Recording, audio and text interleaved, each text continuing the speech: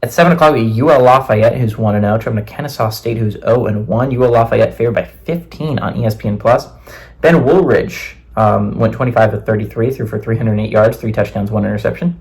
Zylan Perry had 5 carries for 45 yards on the ground, and Harvey Brousard had 4 catches for 76 yards and a touchdown.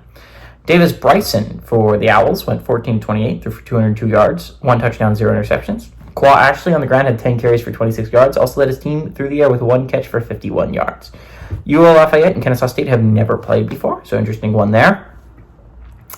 The Raging Cajuns are an interesting football team, right? They're coming off an easy win against Grambling. That was their tune-up game. This is going to be their first real test. It's the first, I believe, Kennesaw State home game at the FBS level. So the Owls are going to be excited for that. I don't know. Kennesaw State looked better than I thought they would week 1. I'm going to be honest. I thought they were going to get their butts kicked by UTSA because UTSA is typically a competent football team. But they hung in there for the most part.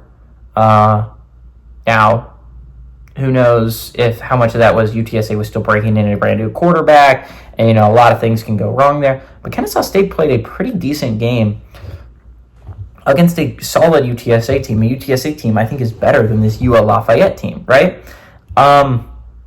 Kennesaw State might not be as bad as we thought they were going to be at the beginning of the year, and if they can keep up with UTSA, I don't know outside of Liberty if there is a Conference USA team that they can't beat. UL Lafayette's not supposed to be one of the better Sun Belt teams. Again, if you're looking at Sun Belt teams, you get excited by offense, and UL Lafayette, it just typically doesn't have a great offense ever since Billy Napier left there, which Billy Napier could easily be coming back there soon. But Kennesaw State, it looked solid last week. I'm not going to go so far as to say they pull off the upset at home. That's a lot. 15-point underdog is scary to take. But I like them to cover. I think this game should be a lot closer than I think this spread is thinking. Kennesaw State played a solid game against UTSA. Just ended up coming up short. But UTSA is a much better team than UL Lafayette. And if they can keep close against UTSA, they absolutely can keep it close against UL Lafayette. Give me Kennesaw State to cover, but UL Lafayette to get the outright win on the road.